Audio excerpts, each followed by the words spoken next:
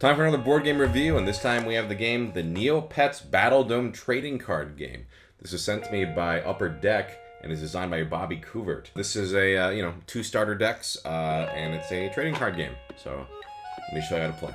So in NEOPETS BATTLEDOME, you are playing a series of rounds where Neopets fight each other, and the first player to win 2 rounds is the champion. So basically how a round goes is each of you picks a Neopet. So let's say I pick the Shoiru, and I'll put it face down. Then my opponent picks a Neopet, and then we reveal I am playing a Shoiru, and they are playing an Akara, and I'm putting it just this way so it's easier for you guys to see. So how a turn goes is you draw a card into your hand. On the first turn of the game, you don't do an attack, but let's say for a regular turn, you would draw, and then you can do training. So Codestone cards can be attached to your Neopet. You can see there's 5 spots here. Let's say I attach a Mao Codestone. That means I will get 1 extra attack when I fight. Then you can do 1 prep card, which means you can play a card if it is up to the level of how many Codestones you have. 1 Codestone means level 1. In this case, I don't have any, but let's pretend I had something like the Bank Manager. This card I would get to play. Draw cards from your deck equal to the total number of equipment currently. Actually, that'd be a terrible card right now because I don't have any equipment in play. But I guess this would be a good opportunity to show you different types of items. So this is an example of an equipment, like Poison Tip Dagger. It's level 1, so I could play it. During your battle phase, you may roll 1 die. On a critical success, deal 1 damage to your opponent's Neopet. So if I want to play an equipment, I would attach it like that. There are also other types of items you can play. There are stuff like potions where roll 1 die, on a success your Neopet heals 2 damage. There's stuff like food. Your Neopet gains 1 attack and 1 agility this turn. Your Neopet is immune from being frozen this turn. Or a fairy card. Once per turn during your draw phase or preparation phase, if you have 6 or less cards in your inventory, you may draw 1 card from your deck. Now fairies stay in play and they give you sort of like a power. Equipment you can have up to 3, up to 5 Codestones. Other cards will just be played directly to discard as you play them. But anyway, normally it's draw a card, attach a Codestone, play a card. Some cards let you play more than 1, but usually it's play a card, and then you do a battle. So, let's say it was just like this. So, what you do is you count up your attack, and that's how many attack dice you get to roll. So I would roll 5. Oh, wow, that's a good roll. So, those stars are crits, and then 4, 5, and 6s are successes. So this is actually a very good roll. My opponent has 2 defense, so they would roll this. Okay, that's a 5. 4, 5, and 6 is a block. So that's 1 block. And then you compare agility. So my Shoiru's agility is 4. My Akara's agility is 6. That means this player could roll up to 2 dice. Let's just do this one. Oh, that actually worked out. So, crit damage is unblockable, so it would take 3 damage. However, these 2 would be blocked. Each successful block blocks a regular attack. So, this would be 3 damage, and the Akara would go from 8 HP to 5. They don't actually have damage counters, so you'd have to use something for that. But yeah, that's essentially how combat works. You just roll attack die, they roll defense die. These are crits, unblockable, and just compare and see how many damage you take. And also, I would get to use my Poison Tip Dagger, so I would roll an extra die. If it was a crit, it wasn't, but if it were, I would do 1 extra damage. Now, when you defeat an opponent's Neopet, you basically put the Neopet you use in round results face up to show a win. They'll put it face down in theirs to show a loss. And then all the cards that you used will be discarded.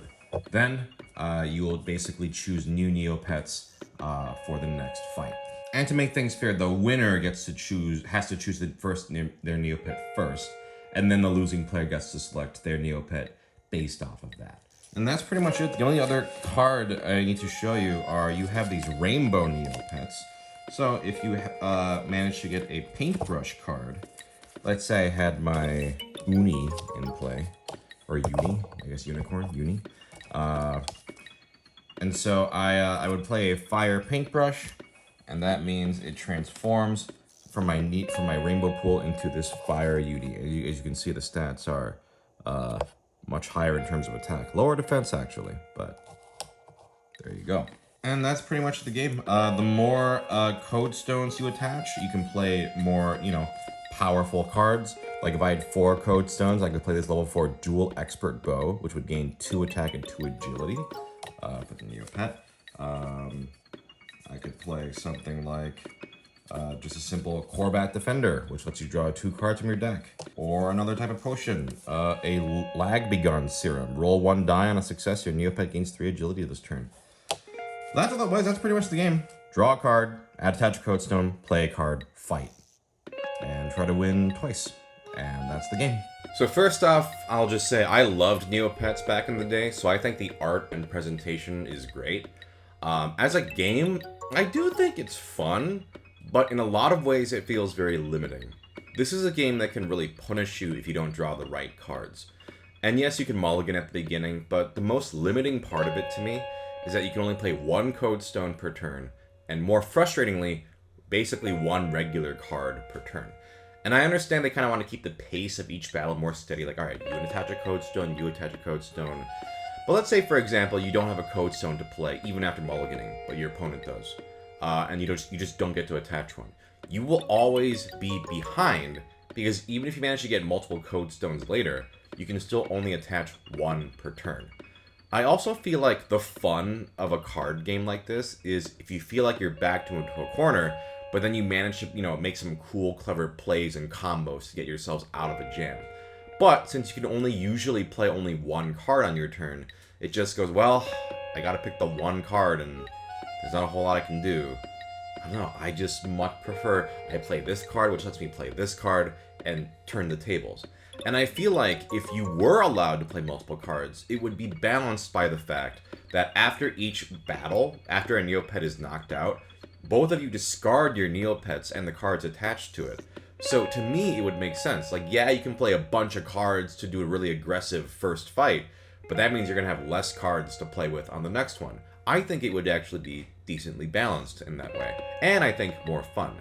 But since that's not the case, and you can only play 1 code stone, 1 card, another thing that confuses me is that it feels like after each battle, there should be some way for at least the loser to get some extra cards. Oftentimes, battles can be really close, because you both played a lot of cards, but then you end up losing. Which is fine, but if you have less cards than your opponent going into the next round, you're at a significant disadvantage. I feel like just as maybe like a balancing thing, the loser should get to draw like a couple cards to try and give themselves a slight edge. Again, this is a game where if you don't have code stones or the right level cards, it can be brutal, and there just doesn't seem to be a lot of easily accessible ways to draw more cards when you need them. And then the combat itself is obviously very dice roll luck based, which has its pros and cons. I actually do like the crit system, because let's face it, it's just exciting to see a bunch of crits be rolled. And it also makes sure that the fights don't last too long, like, oh, we just blocked each other, blocked each other, blocked each other. Crits make it go, okay, well, these definitely will do damage no matter what. I think the overall system actually works pretty smoothly, but you know if you're going to like this kind of combat or not. If you don't like the idea of, okay, I roll 6 dice, you roll 5 dice, I can re-roll dice, count them up. If you don't like that, definitely skip this game, because that's the core of it. I have to be completely honest, if I weren't a Neopets fan, this game would be pretty whatever. Because the theme would mean nothing to me. I would have no attachment to it. I think it's fun, but it feels like a very limited and sort of light version of regular trading card games, which, they're probably skewing for more of a younger audience anyway. As a kid's first trading card game, I think this is great. Not too complicated, easy to pick up.